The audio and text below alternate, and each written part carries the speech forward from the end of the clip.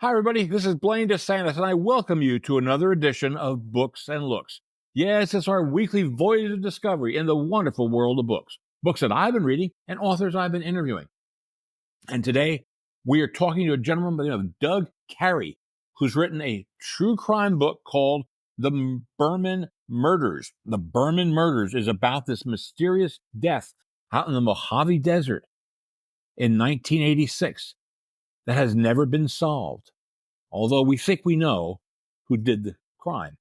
But anyway, this is an unsolved mystery. It's not gruesome. Okay, don't think you're going to have gory details. There is none. Okay, it's just a fascinating deep dive into this investigation, into the couple, Barry and Louise Berman, and how they met their ultimate fate out in this middle of nowhere area of California. The author describes it, one way. I look a little bit different. I'm not a major fan of deserts, but he grew up with some deserts and in the desert, and so he has a love of that area. And boy, I've got to tell you what, it is a fascinating story. And eventually, through a whole different series of crimes in a whole different country, we think the perpetrator has now been apprehended, found guilty of these other crimes, and is serving a 210-year sentence in Tucson, Arizona. So, wow. Great book. You're going to really enjoy it. You're going to really enjoy this interview with Doug Kari. Let's go right to that right now. Doug, welcome to Books and Looks. Hello, Blaine. Nice to be here. Lovely to be talking with you today, and you're coming to us from sunny Southern California, I hear. Right, only it's not quite so sunny. A little bit foggy this morning. Okay, well, hey, it's each life a little rain must fall now and then. And Doug, you wrote an interesting book. Friends, I'm going to show you the cover here. And the cover, the Berman Murders. The Berman Murders is about this mysterious unsolved murder out in the Mojave Desert. We're going to get to that in a minute. But let me ask first, tell a little bit about yourself. Who are you? Where are you from? What's your profession? And how'd you get into writing? Well, I'm a lawyer by background. Please don't hold it against me, but I understand you are too. So I'm in good company. So I'm born and raised in California, actually spending most of my time in Nevada now because of another project that I'm working on. But at the time I wrote this book, I was spending most of my time here in California. And I got drawn into the desert as an area that I'm fascinated by my grandmother. When my grandfather passed away, my grandmother took a trip to Mexico and crossed through the Mojave Desert. And she was so taken by it. And she was an artistic and kind of spontaneous woman. She just gave up everything and moved from the San Francisco Bay Area to a little cabin in the middle of the Mojave Desert with no electricity. She had kerosene lanterns for light.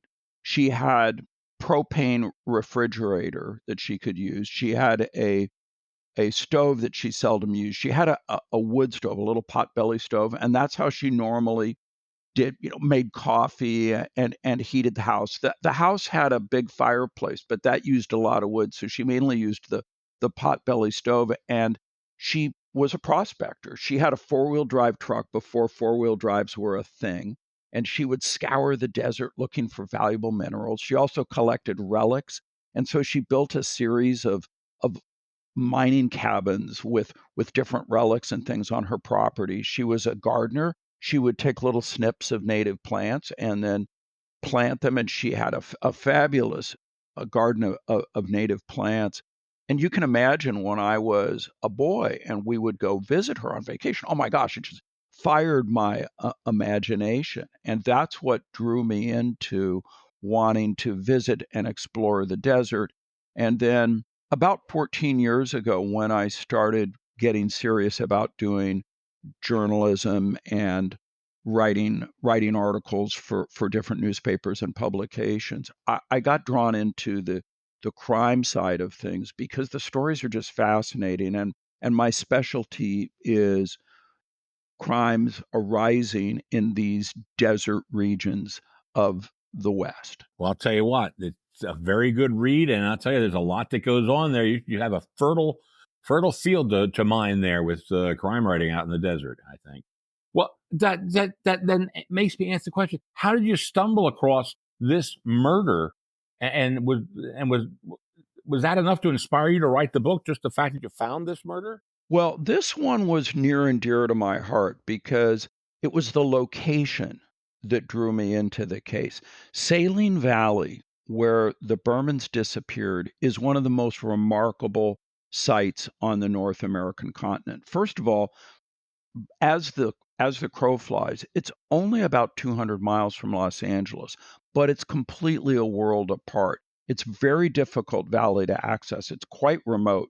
You have to go 50 miles on a rough dirt road to get in there when it's even passable. But once you get into this valley, it's like a place that's suspended in time. It almost feels like you're on another planet. Unless the wind is blowing, and it's fairly wind protected, you stop your vehicle and you get out, and the silence is just profound. The silence is palpable, and the expanse in front of you is is difficult to fathom. There's sand dunes, there's a saltwater lake, and in the middle of this remote and pristine desert valley is a set of natural hot springs.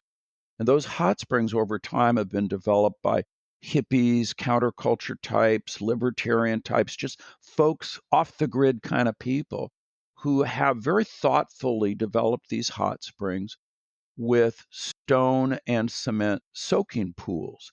And there's palm trees, and people will come out there and they'll camp and soak in the pools. Generally, people don't wear clothes in the tubs, and in fact, even around camp, it's common to see people just walking around with hats on and sandals, and that's it. But it's not a place of licentiousness. It's more of a back to nature and just getting rid of societal norms and being in a place where you can commune with nature. People will have a drink with each other.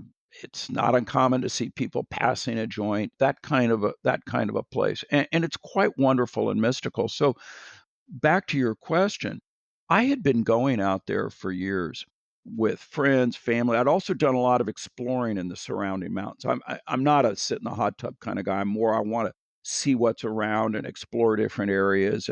And when the Burmans disappeared, Blaine, it was something that just was unprecedented for the folks who love this area. How could it be that two peaceful campers go on a walk one morning and just vanish?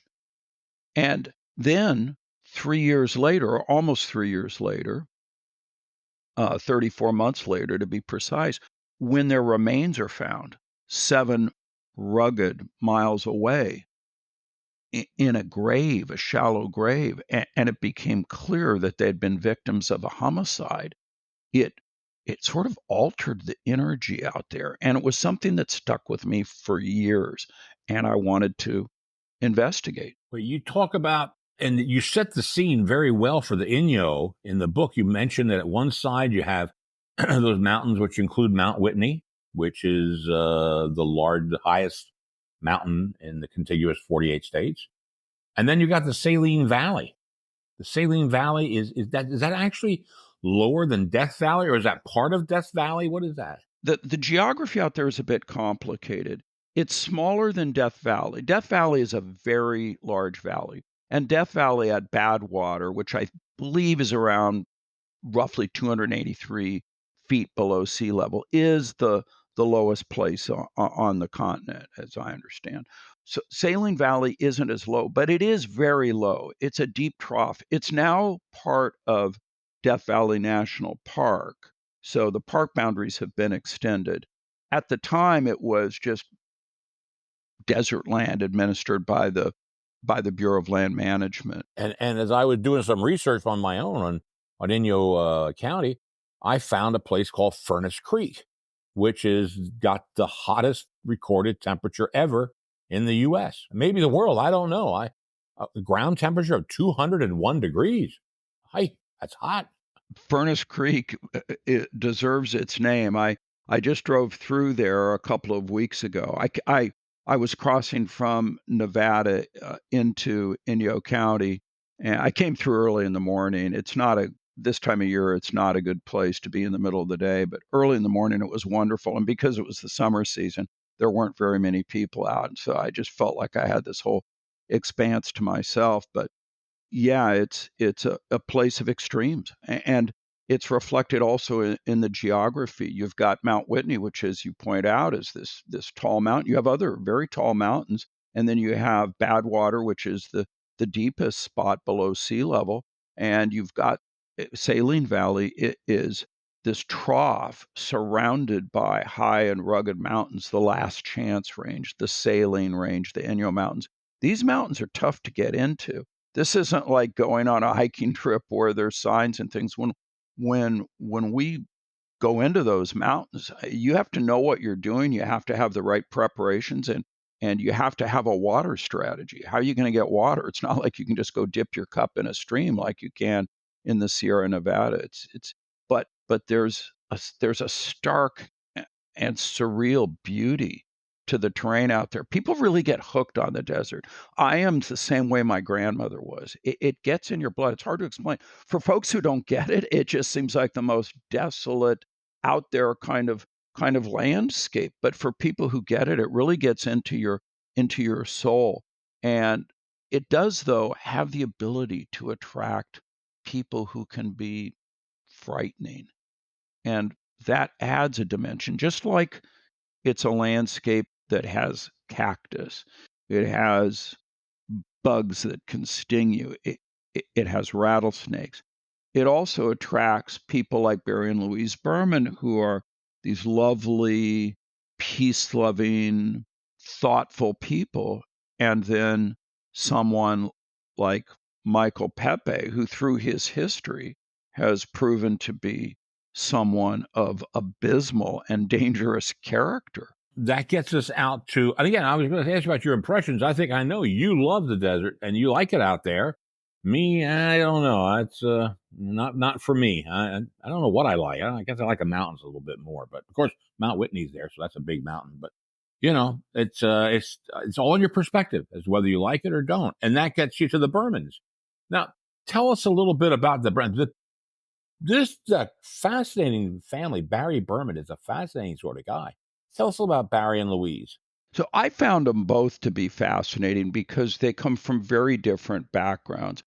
Louise was 17 years older than Barry. She was born into, I'd call it working class circumstances in East Los Angeles. Her mother was a troubled kind of person, went through a string of husbands and lovers, and it made for a very tumultuous childhood for Louise. We know she was a survivor of sexual abuse, that her mother at one point, because of this abuse, farmed her out actually. Instead of getting rid of the man, farmed her out to live with someone else. Then when she moved on to the next man, Louise moved back in, but that she had a rather traumatic childhood, got married young, had a couple of kids. Barry was actually her fourth husband, and by then she'd been through different phases in her life. She'd been a very attractive 1950s type secretary, and then in the 1960s she became a wild child, dropping acid and doing drugs and lots of lovers. And she was this hippie wild child, which wasn't a great environment for her kids. But she went through this journey that ultimately led her to transcendental meditation. She became the disciple of a Punjabi guru, and devotees of this guru would meet at various places in the United States. He had millions of followers around the world, and that's how she met Barry. Barry had come from the opposite kind of circumstances. First of all, Barry, unlike her, was not a real outgoing kind of person. He may have been a virgin. I think he probably was when they met. He had come from a Beverly Hills upbringing. His father, Jules Berman, was a Southern California entrepreneur who succeeded on a scale that's just difficult to imagine. I mean, it was just phenomenal success. The Kahlua King, I think it was that was his nickname. Well, yeah, Mr. Kahlua, they called him. He got into the liquor business, and it wasn't just Kahlua. He just scored a series of home runs. He was very adept at spotting trends. And he noticed that after World War II, it seemed that people who returned from overseas kind of had a longing for exotic tastes. They had a world view, and foreign brands could occupy a niche. And he thought, well, let's start importing some foreign liquors. So his first big score was with Heineken. He was instrumental in bringing Heineken to the United States and J&B Scotch, Bass Pale Ale. I mean, he just had a string of successes. He had an opportunity to buy Kahlua, which was a, an an unknown brand at the time. I think it was selling about 1,000 cases a year. Nobody had really heard of it, and he made it the top-selling liqueur in the world. A phenomenal worldwide success, selling 1,000,000 cases a year. He had a yacht named Kahlua. He had a mansion in Beverly Hills with servants. He had a Maserati and a Rolls Royce and a Ferrari. The properties that he owned, a lodge on the shores of Lake Arrowhead in the mountains above Los Angeles. Not only that, him and his partners bought the whole lake. They bought over 3,000 acres of surrounding woodlands. The village was actually itself owned and the properties were leased. They bought the village. And then he got involved in oil, in real estate development at a huge scale, huge developments. The guy was just minting money. And their only child that Jules and Ruth had was Barry. But Barry, even from the time he was young, just wasn't that taken by his parents' wealth. And so after graduating from high school and a brief stint at college, and he just wasn't that into it, he went on a journey, a seeker's journey around the world. And that's how he ended up in Punjab province in northern India, became a disciple of the same guru that ultimately Louise was a disciple of. He came back to the United States. He met Louise at one of the meetings that these devotees would have. She was looking for a place to live, and he invited her to rent a room with him. And that's how the two of them got together. Well, now they go out to the desert. Were they for this story? Were they experienced hikers or backpackers?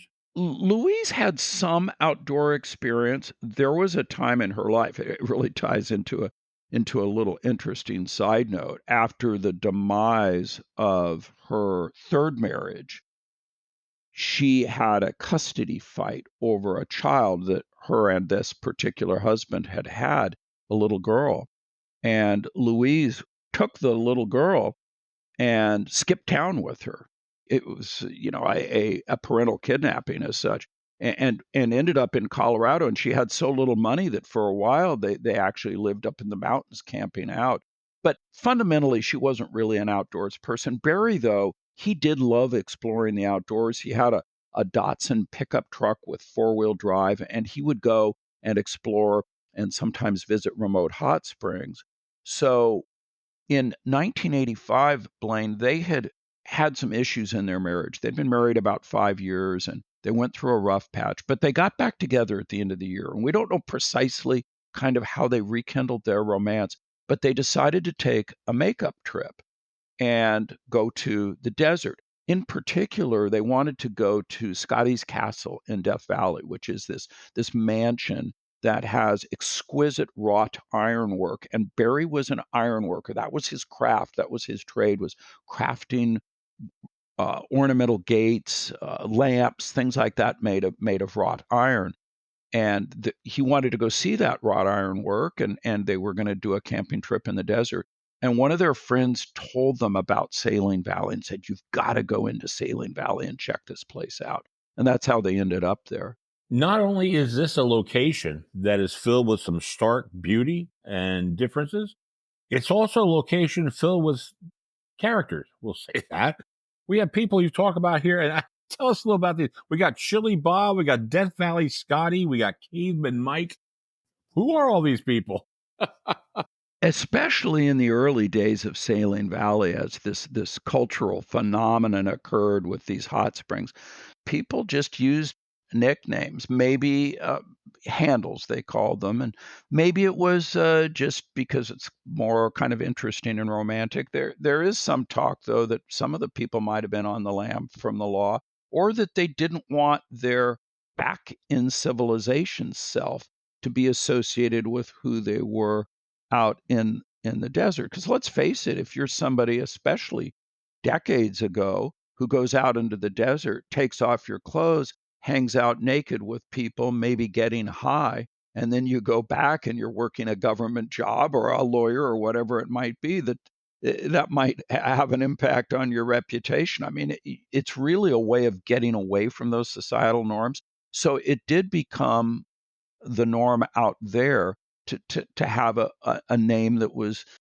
disassociated in some ways from your legal name back in the real world. So Chili Bob, for example, he liked to eat chili, so he becomes Chili Bob, and different people had different handles. There was another Bob that I have spent quite a bit of time hunting for, who disappeared out there. They called him Badwater Bob.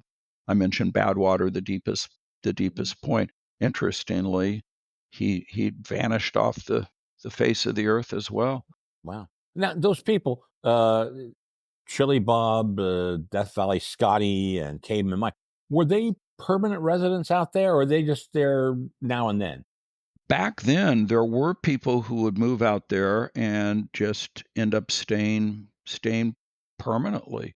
It there wasn't the same regulation that there is now. Now I believe there's a 30-day camping limit, but back then, yeah, there were people who would bring little trailers and essentially live out there. Major Tom, for example, was out there.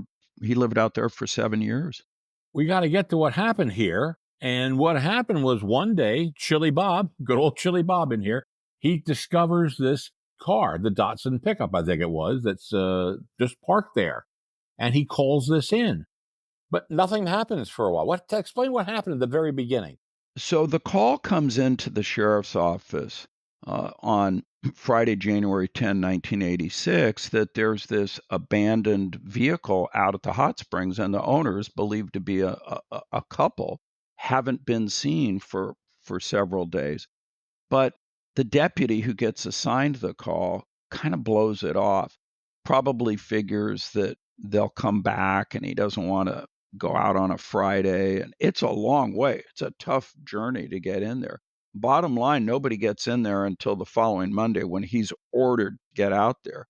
And then it takes a while to fire up a search and rescue effort. But when it does happen, it is a massive search and rescue effort. It was like a war zone out there. Once it became clear that the only child of this wealthy and powerful man, Jules Berman, had gone missing, then it really hit the fan. And that's interesting because, as you said, when it all happened, they had, I mean, a helicopter, you name it, everything was coming in to find this. But the at the very beginning, they lost valuable time. And and I know I'm jumping here a little bit, but do I remember reading that this was never actually turned into a murder investigation? Just always a search and rescue? It's true. Listen, the county just didn't have the resources. And I think at a certain point, they just kind of shelved the case. There was also the fact that there was overlapping jurisdiction because it was federal land, and because the chief suspect, Michael Pepe, the one that ends up becoming the focus of the investigation, because he was a U.S. Marine, there was joint federal jurisdiction. And when the feds started getting involved, the county just let them run with it. And bottom line, there wasn't a formal homicide investigation until after I started investigating the case. And then in 2015, they assigned a homicide investigator and actually prepared a legitimate homicide investigation report. Wow, that's something. Well, thank God you were there. At least get something. That's that. A little late, but Wow, that's really amazing. Now, the Bermans go to this hot springs, and while they're there, I'm assuming that's near where their car was parked, or their truck, their Datsun was parked. Yeah, they were parked right by the hot springs, right by one of the tubs. Yeah. Okay, so while they're there are a bunch of people there. Okay, and I think there were maybe three, and then this guy Michael Pepe joined them a little later. Who were the other three people? Were they ever looked at as suspects, or were they just witnesses? And how helpful were they? From what I can determine, Blaine, at the time the Bermans arrived on Sunday, January 6, 1986, there were several people already camping there. There was a group of 3 motorcycle riders from Modesto, California. They were young guys out there to tear around on their dirt bikes.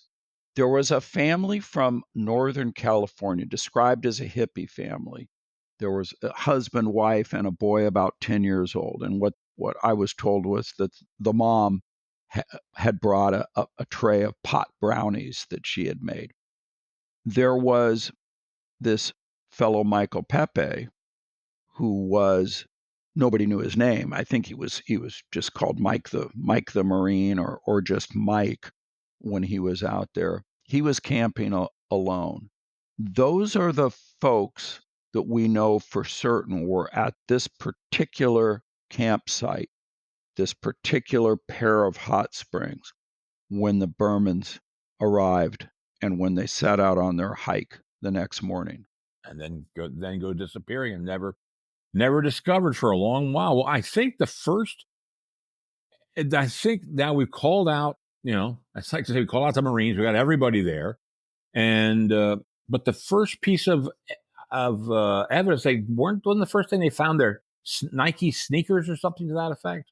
It's true. About 2 weeks after the Bermans disappeared, someone reported that there were sneakers uh, by the road underneath a bush about half a mile from where the Bermans had been camping. To give you a little bit of the layout, the primary hot springs, when you come to the hot springs area, there's a set of primary hot springs and a larger campground about 3/4 of a mile away from where the Bermans ended up. But if you go past that set of hot springs and go up a rough little connecting road about 3/4 of a mile, you come to 2 hot springs that are kind of on their own. And that spot is a little bit less of a social scene. And there were only a few people there. That's where the Bermans ended up. So they weren't in the main area of hot springs. But if you go back down the connecting road about a half a mile towards the main set of springs, you're going down a hill.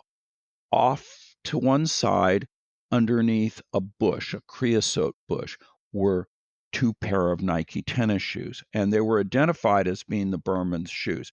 The Berman's shoes could be seen in photographs that they took on the trip because their cameras had been left behind in their vehicle. Additionally, I was told that one of Louise's pubic hairs had turned up in one of the shoes. So that the question was, how did the shoes end up down the hill under a bush? Well, and that's what made me wonder the experience. Would you go hiking out there with tennis sneakers? I wouldn't, but if you were going on just a morning walk, I can see where someone might just wear sneakers. But no, sneakers aren't good for that terrain. Can you get around in sneakers? Yeah, you can get around in sneakers. But what ends up happening is just because of the ruggedness of the terrain, you're more likely to turn an ankle. You're more likely to get stickers or dirt inside your shoes. It's much better to have boots that have ankle support and that come up a little higher so stuff won't get inside your shoes. It took a while to then, focus on who was this guy, Marine Mike. How did they end up figuring out who he was? What happened there? Well, that was what I think, Blaine, is one of the most extraordinary pieces of detective work that I've ever encountered. It was a deputy, of really just a part-time deputy. Guy's a rancher. Leon Boyer is a rancher by background, looks like a cowboy kind of guy, tall with big hands. He's a guy that spent most of his time in the outdoors, but he was interested in law enforcement, was doing some part-time work as a deputy. He was the one who actually fielded the call when they were first reported missing, and the case just stuck in his mind. So even after it had been backburnered by the Inyo County Sheriff's Office, he started taking trips out to Saline Valley on his own. And by talking to witnesses, he was able to come up with not just the first name, but also a composite drawing of this Marine who had been camping alone near the Bermans and had been seen talking with them in a tub the night before they disappeared. And then he had driven up a little rough road in the same direction where they went for their morning hike. So there was circumstantial evidence that pointed toward him, but he hadn't been identified. And how are you going to figure out this guy camping in the middle of the desert? His name is Mike. They think he's in the military, but he was able to use his composite drawing and find out more information. And ultimately, he was able to come up with a name. And what's so remarkable is when you look at photos of Michael Pepe versus the composite drawing, it's a spitting image. It's amazing. Wow. Yeah, we don't get a full shot of Michael Pepe. We get there's a picture of a side view of him, but that was enough that you could tell that it was close to that composite. Yeah. Wow. Well, anyway, Michael Pepe is finally discovered, and they're going to go talk to him about this. Now, I gathered that when they actually get the investigators in and they go to the Marine base, they're pretty sure that this is the guy who killed these people. But it seemed to dance around a lot of that. I don't know. I just the questioning was none too spectacular. I agree. I think what they were trying to do is engage him in conversation, see if they could draw him out. They didn't have the sort of rigor and intensity that you might get if they actually had a body, because at the time that they finally track Pepe down and interview him, they don't even have a body. And there was a theory that the Bermans might have run off, that Barry might have been the kind of guy who would just take that next step to try to disassociate from the wealth and the privilege of his background and just kind of go big and take his wife and go to some other distant part of the world and just leave it all behind. That was a plausible theory. Or that they had been somehow either had decided on their own or been kidnapped and removed from the valley, and that Pepe, although there was suggestive circumstantial evidence that maybe he wasn't involved. So I think that may justify a little bit the fact that you don't see them drilling down as much as you or I might think. And then honestly, the questioning just wasn't that skillful. I mean, as a lawyer who's taken many depositions in my career, I think I could have done a better job than they did. But in any event, they do track him down. They do question him and question him enough that you see multiple stories emerging out of what he's saying. I mean, the guy was all over the board, and he exhibited the behavior that people often exhibit when they're cornered, and that is that if you're asking him about things he's comfortable talking about and he doesn't have to lie, well, then he has very chatty and he has great memory and good recollection. You start getting into the uncomfortable subjects, all of a sudden his recollection fails and the answers that he does have are vague. The guy couldn't even remember whether he was out there camping alone or with somebody else. He didn't remember if he camped at those lower springs or if he'd camped at the upper spring. They questioned him 10 months after the Bermans disappeared. I mean, you remember where you camped. You remember if you had a companion with you. You may not remember all the details of what you did, but you remember those kind of details. So his story was not good. Now he's a Marine at the time. and he himself he's not exactly the nicest guy in the world. Um, Tell us just a little bit about Michael Pepe.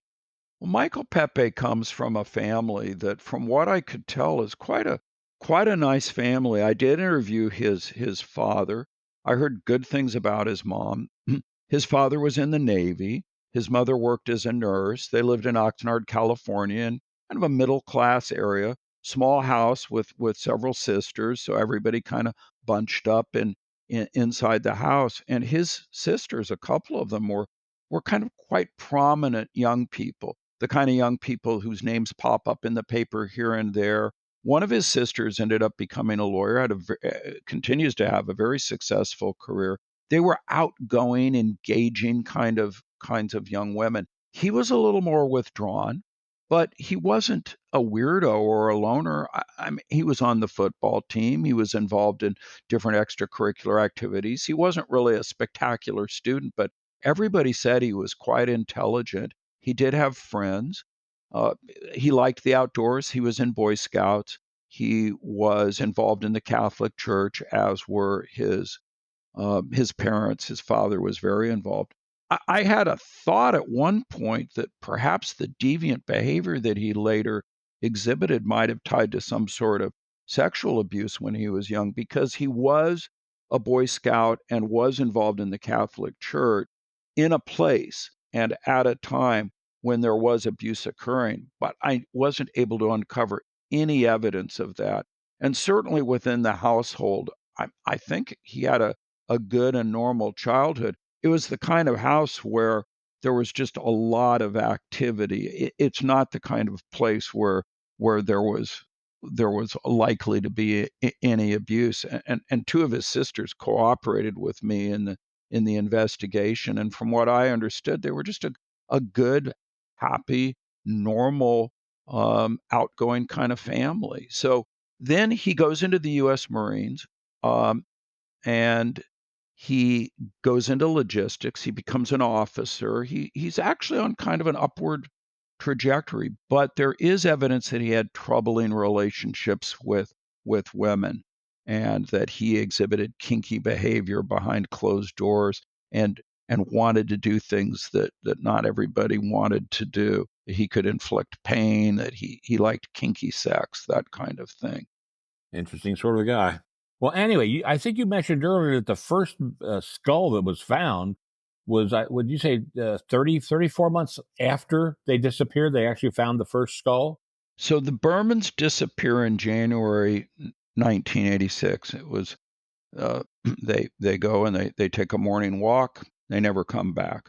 34 months later, November 1988, a hiker in a very remote part of Saline Valley, 7 miles from where the Bermans disappeared, and I mean 7 rugged, difficult miles. This would have been a very tough morning hike. I don't believe there's any way they got there without riding in a vehicle of some kind.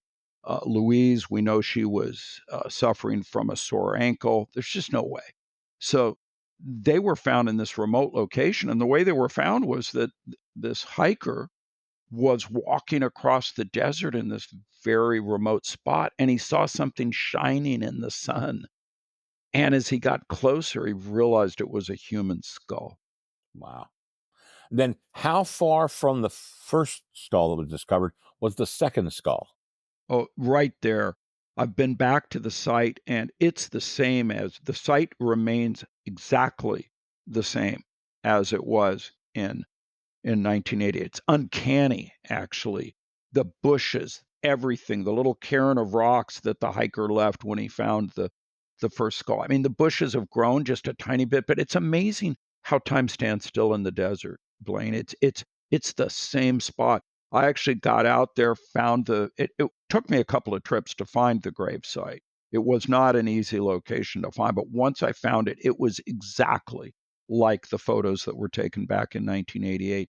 And I actually laid down in the grave and looked up at the sky to try to place myself and imagine what had occurred there out in this rather lovely spot. I mean, it windswept desert a little bit, but it's beautiful. There's mountains, and you hear the insects chirping, maybe a bird flying by. It's not the kind of place where you would expect a double homicide. Well, then the bodies, the actual rest of the skeleton, was that found how far from the skulls? Right there. I mean, 20 feet. Yeah, it's likely that the skulls were scattered by animals, coyotes, perhaps, uh, and the bulk of the remains were still covered, and it was apparent that they had been very carefully concealed. Most of the clothing had been removed. There was a handcuff key found with the remains, and then boulders and sand had been placed so as to try to make the gravesite blend in with the surrounding terrain. Wow. Wow. That's really something. That's really something. What an absolute devastation that that family had to feel when they find that out. But now Mike Pepe's long gone. He's over in is he in Thailand or Cambodia? Where does he go? Well, when the remains are found, he has been reassigned to Quantico. He is still in the Marines in 1988, but he's not re-interviewed. From what I can tell, there's no effort made by the sheriff's department to re-interview him. Really, no follow-up. Now they know they have a homicide on their hands, but they didn't do a homicide report at that point. They just the case sat on the shelves. I think it was a big disappointment, Blaine, when they found the remains because it didn't end up being the breakthrough that they hoped for. It confirmed that the Bermans had been murdered, but there was no evidence. They couldn't even determine a cause of death. The coroner said, yeah, it's a homicide. I mean, judging by the circumstances, it was pretty obvious the bodies had been stacked on top of each other, clothing removed, very carefully concealed. But the exact cause of death, indeterminate, no weapon found, no evidence that would lead to a perpetrator. So that was it. Now, when Michael Pepe retires from the Marine Corps, ultimately he moves to Cambodia. And that's where we see this incontrovertible evidence of his dark nature and this horrific character that he has. Suffice to say, the guy was just a bad man and abused a lot of young girls over there. But he also had a cover, though. That's the other thing. Even over in Cambodia, he had a cover. He had an NGO or something like that to help them locate people, if I'm not mistaken. Well, his MO in moving to Cambodia, it's clear that what he had in mind was this abuse of underage girls, but he set himself up a life over there of kind of power and privilege. He hobnobbed with Cambodian elite. He had the prestige of being a retired military officer, American military officer. He rented an upscale villa. He had a cook. He had a gate guard. He had a cover of this NGO, non-governmental charitable organization. It wasn't really an official organization, but he did distribute school supplies to children. He was involved in the local Catholic church, and he taught management classes part-time at the university. And so he was a fellow of some prestige and substance over there, but he used all that power and privilege so that he could create this house of horrors within his villa and bring these little girls to live there. And the thing I want to point out without getting into the gruesome details, he wasn't the kind of pedophilia who professed to be in love with somebody that was underage. His whole MO was more about torture and fear. And it made me wonder as a writer looking into this character, was that somehow tied to what happened in Saline Valley? Keep in mind, Blaine, there's only a few people out there that really could have committed the crime. And now you've got this fellow who it turns out has some deep kind of urge to torture and abuse people. There are people who feel some sort of thrill out of putting people in a situation where they're terrified and helpless. And it's clear that he's one of those people. And you wonder, especially with the handcuff key that was found with the Berman's remains, did something happen that caused him to put the Bermans through that kind of experience. Hmm. Wow. Well, unfortunately, we'll never know. But he's finally arrested over there and brought back to the U.S. Now, they have brought him back under something called the Protect Act. What is the Protect Act, and how did he get him back here? Well, what Michael Pepe was doing was so extraordinary, so off the charts, that even in a country like Cambodia, where they kind of turn a blind eye to this behavior, it caught the attention of the authorities there. And they wanted to do something about it. But the Cambodian legal system is remarkably corrupt and ineffective. And this guy was well connected and had money. And the thinking was he's going to be able to get out of it. So, Immigration and Customs Enforcement, which is involved in embassies all over the world, and part of their mission is anti trafficking, they looked to legal authorities in the United States. How can we prosecute him in the United States? Well, Congress had passed a law. Only it was a fairly new law at the time called the Protect Act. And the idea behind the Protect Act was to target sex tourism for primarily men, but let's just say people, for people who travel abroad with the idea of of committing sex crimes against minors overseas in locations where, like Cambodia, that are so disadvantaged and corrupt that you could get away with it.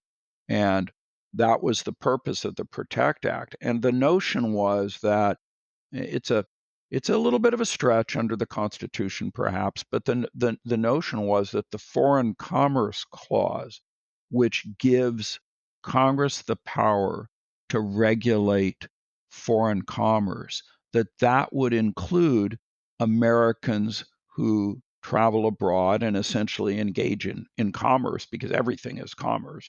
So, and they're representing the United States in a sense and tarnishing our government, our people, by engaging in this behavior, by taking their status and their wealth as Americans and using it to abuse disadvantaged children. Congress wanted to do something about it. They invoked the Foreign Commerce Clause. They passed a law that criminalized that behavior. And Pepe, when he was finally brought back to the United States to stand charges, that was the statute that they used to target him. Okay. Wow. So eventually he goes to trial in Los Angeles, and tell us what is the outcome of that trial. And I know this is a long story too, but what finally happened? Well, he's convicted on all counts under the Protect Act. But the Protect Act, because it's targeting people who are sex tourists, there's a question about whether he was a tourist. The statute makes reference to somebody who travels. And his lawyer argued very effectively on appeal that that meant there was a travel requirement associated with bringing charges under the Protect Act. And their argument was he wasn't traveling. He had gone over there. He was living there. He had a car. He had local documents. He was teaching at the university. He had a villa. This was where he lived. And so if he's committing a crime there, the crime should be prosecuted by the government in the place where he lives. It's not our business to regulate conduct in Cambodia. And and the Ninth Circuit Court of Appeals, in a startling decision, agreed with this reasoning and actually countermanded an earlier opinion of theirs, and it was inconsistent with rulings of uh, other of other circuits in the country. But he got off on that. So then they had a decision to make at that point, Blaine. He's been in prison for a long time. Do we just call it a day and let him out, or do we try to find another set of laws to prosecute him under? Hmm. And eventually they do, and he's finally found guilty. And where is he now, and for how long? So he's found guilty under a statute that requires a higher level of intent, and it was quite an interesting prosecution. But the jury was not convinced by his claims of trying to. Really, the case came down to this whole idea of was he traveling, was he crossing a state line to go to Cambodia with the intent to engage in unlawful behavior against minors, and the jury's determination was that yes, he was. So at that point, it goes back to, the same judge who had sentenced him before to a 210-year sentence. So she just sentenced him again to 210 years. And he's now in the federal penitentiary in Tucson, Arizona, maximum security penitentiary. He appealed all the way up to the Supreme Court. Well, to be accurate, he appealed to the Ninth Circuit and then petitioned for review to the Supreme Court. They denied review. So he's done. He's in for life now. He's in, but not for the Berman murders. Not for the Berman murders. And after the homicide investigation report was completed in 2017, the sheriff's office thought they had enough, and they sent it up to the district attorney, Tom Hardy, in Inyo County. But Tom ultimately determined he just didn't feel he could prove a case beyond the reasonable doubt. He thought they had the right guy, but he was concerned about the burden of proof given the passage of time, the lack of physical evidence. He just didn't feel that he had enough. So it's still an open murder investigation, but they're not investigating anything. Correct. Nobody's investigating anymore. But I do think that, but by going through another round of investigation and by investigating myself and publishing the book, I do feel confident that the friends and family of the Bermans have felt a sense of closure. They've told me this. They were very supportive of the project. Good. Well, that's wonderful. Now, what's next? You're telling me you're over in Nevada. What's going on over in Nevada with what you're doing? You have a project, you say. What type of project? Well, it's another book, my second book. I'm deep into it, much to the consternation of family and friends who don't get to see me much because I'm immersed in it. But in 2022, an 18-year-old girl named Naomi Irion, who worked at the Panasonic Tesla battery factory outside of Reno, she lived in a little community called Fernley, Nevada, which is a rural community that's kind of morphing into a suburb of Reno as Reno expands. And Naomi was in her car in a Walmart parking lot. It was March and it was still before sunup. And she was just texting friends. Naomi had friends all over the world. She's sitting in her car, texting people early in the morning. She's waiting to get on a shuttle bus that takes people out to this big battery factory, workers. And a man forces his way into her car, drives her out into the desert, into kind of the middle of nowhere, where he has pre-dug a grave. He does unmentionable things to her, and he kills her and buries her in this grave, and then goes home to his girlfriend as if nothing has happened. Hi, honey, I'm home. The reasons I'm writing about this story are, one, Naomi, even though she was only 18, was just an extraordinary person. She spoke 3 languages. She'd lived in various parts of the world. She was just this very light kind of a person. She'd been through struggles of her own, and that's part of why I love her. She's an amazing character. She's a young woman who's gone through a lot, and as a result is just such a wonderful, empathetic human being. And then you have this man, this 41-year-old construction supervisor, successful guy who drives a $60,000 fancy pickup truck. He has a lot to lose, and he loses it all to pursue this fantasy of his. And the question is, why? Where did this come from? So I'm deep diving into her roots, into his roots. It was random. There was no connection. But I really want the reader to see kind of how she personifies some of the lightness of being and how he personifies this dark side of humanity. And then the extraordinary effort to crack the case. it was amazing how the rural county, Lyon County, Nevada, how they, with help from surrounding counties and from the FBI, were able to so quickly crack the case. Amazing, amazing work. I love the people that I've encountered, and all the help I've gotten from her family, from law enforcement. It's a really interesting story. So I'm in the middle of writing this book. Okay. So we're looking at that, what, 2025 maybe coming out? I I'm not going to give you a target because I've got to get the story done, and I don't put myself under the pressure of a deadline, however long it takes. But I'd love to see it done by the end of the year. For one thing, I'd love to resurface and actually spend time with my wife and be able to see my kids more. But that's not happening right now. Well, I'll tell you, you've written a very interesting book, very thought-provoking book. I really enjoyed it.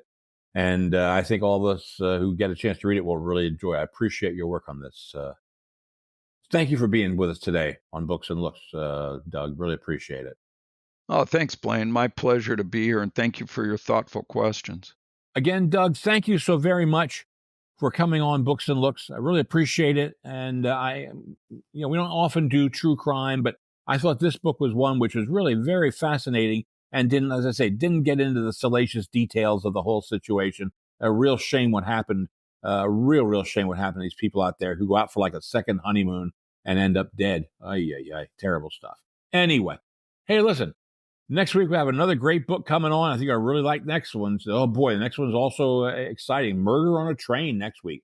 That's a novel. Okay, so anyway, hey, listen, on behalf of viewsonbooks.com, on behalf of the good friends at Podcast Studio X, this is Blaine DeSantis saying, may all your leaves be pages in a book. Bye-bye.